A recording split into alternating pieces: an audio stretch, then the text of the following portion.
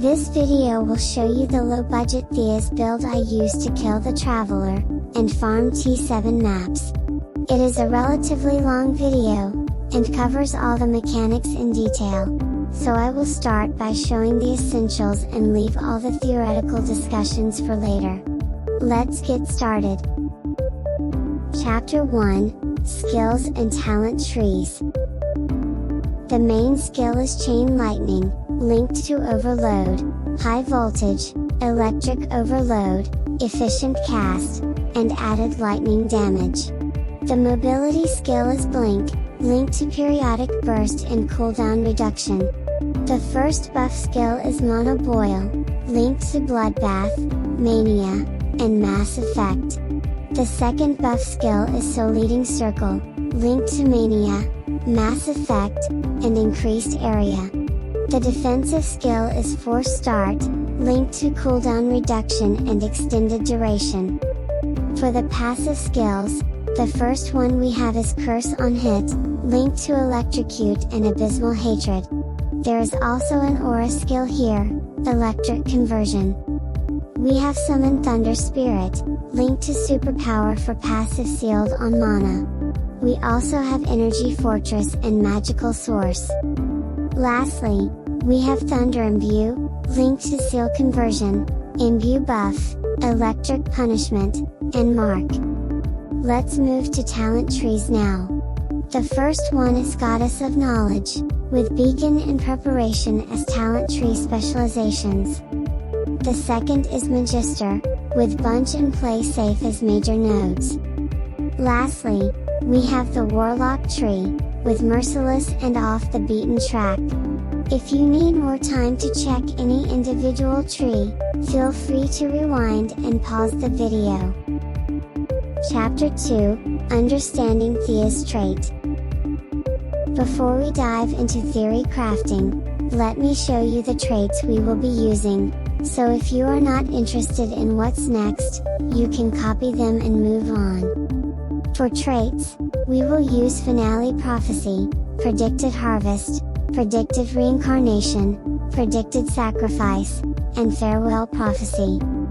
With that out of the way, let's dive deep into Thea's trait, because understanding it will help you use the build more efficiently, and choose the better gear to equip.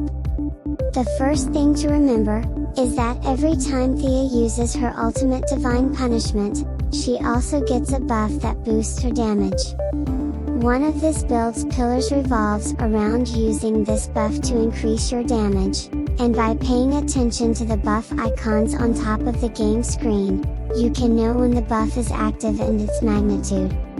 We can increase the effectiveness of this buff by working on two variables, cooldown reduction and quantity of active blessings. The second thing to remember is that Divine Punishment also boosts double damage chance rate, and quadruple damage. As you can see from the chart, one particular kind of blessing, the Focus 1, plays a role also in the double quadruple damage pillar of the build. So another way to increase your damage output, is to increase the maximum number of focus blessings. Speaking of quadruple damage, this mechanic is exclusive to Thea, so we want to build around it efficiently. Now that I have introduced you to the first two build pillars, Thea's exclusive buff, and double quadruple damage, let's move to the next session. Chapter 3, How Many Blessings? Now that we know that blessings are essential for the build, raising the maximum amount of blessings is crucial to maximizing efficiency.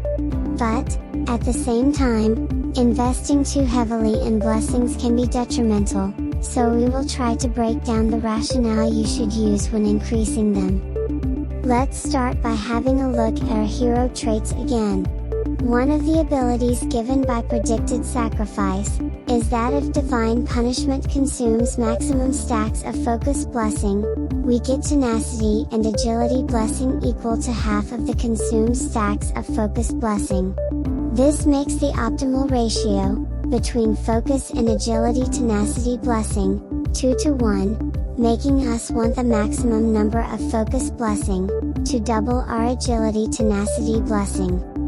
With the optimal ratio sorted out, and considering that we start with 4 agility and 4 tenacity blessings, we immediately know that we need at least 8 focus blessings to maximize our hero trait.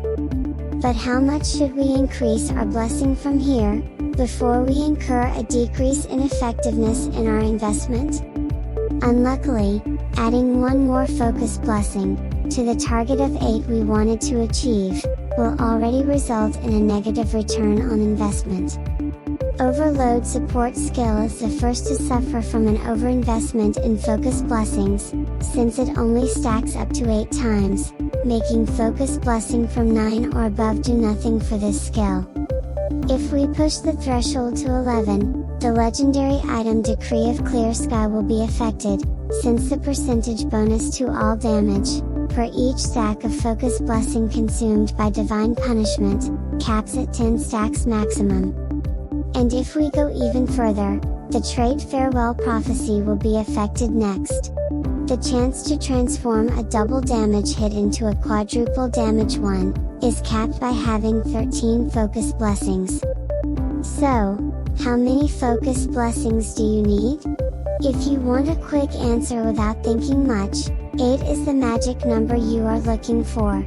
But this may not be optimal either, and the correct solution can only be determined by analyzing all your gear.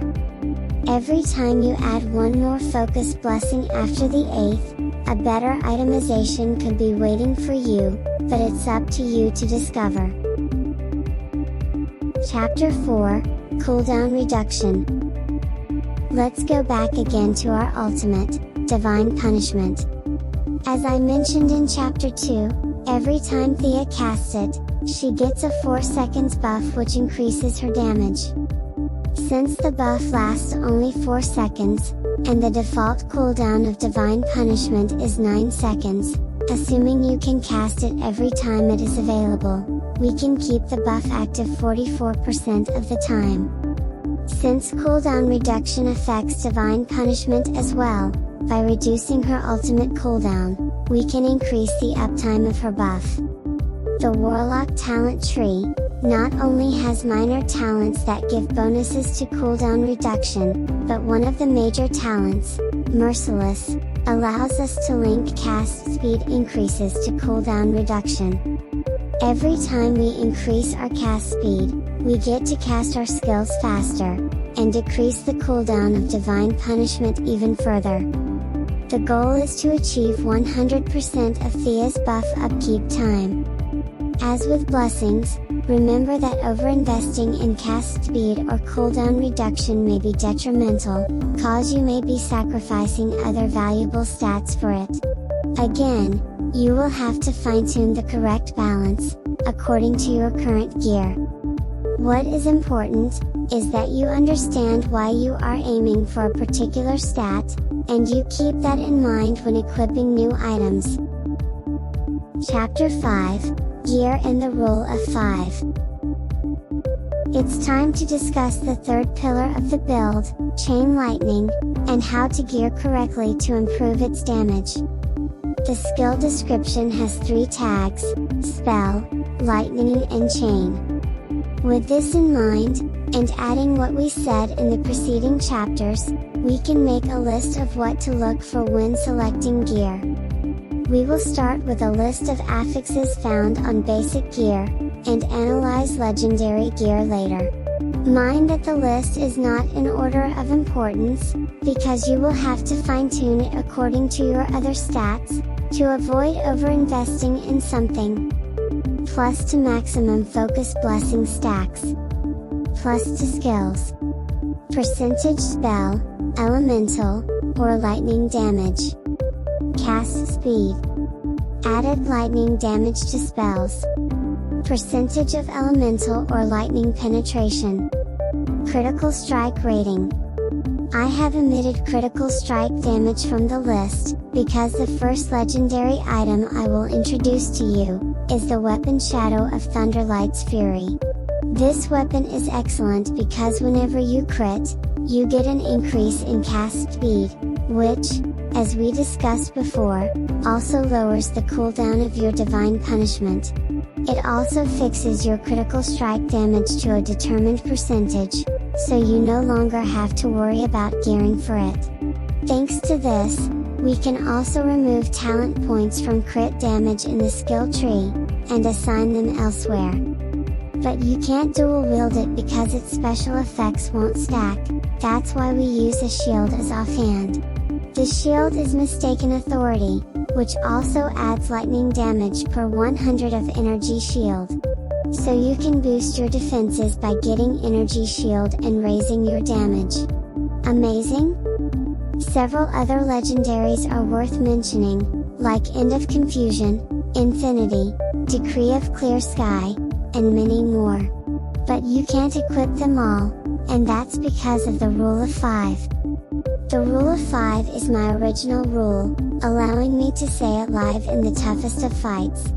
The rule is simple: keep 5 gear slots devoted to max out your resistances. I can't stress enough the importance of maxing out resistances. This is a complex topic that deserves its own video. Remember that legendaries rarely cover up your resistances, and to be entirely capped, you will need to devote some non-legendary gear to do the job. Since this is a budget build, I found it hard to cap resistances with less than 5 slots, hence the name the Rule of 5. Chapter 6, Evolving the build further. After farming in-game content for a while, you will eventually save a lot of elementium, which you can use in the trade house to buy excellent gear. These are my suggestion for what to look for in the trade house. Level 21 skills. Precise skills, particularly a precise skill conversion, but the more precise skills you can get, the better. Double corroded gear. High magnitude on affixes. Triple combinations on legendaries with random affixes. Just stay reassured. You can reach really high damage with this build. When I was around level 80, I barely had 1 million DPS. Now I am close to 100 million, while still having subpar gear.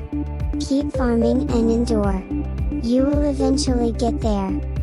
If you need further assistance with the build, I will help you.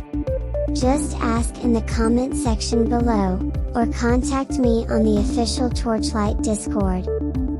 Special thanks. Thank Fankaisi, for helping me understand specific game mechanics, and all the other helpful people, mods included, in the Torchlight Discord. I also want to thank the Conceptor for making TorchlightHelper, which I used several times in this video. If you enjoyed the video, please click the like button and subscribe to my channel. Thanks for watching. See you soon.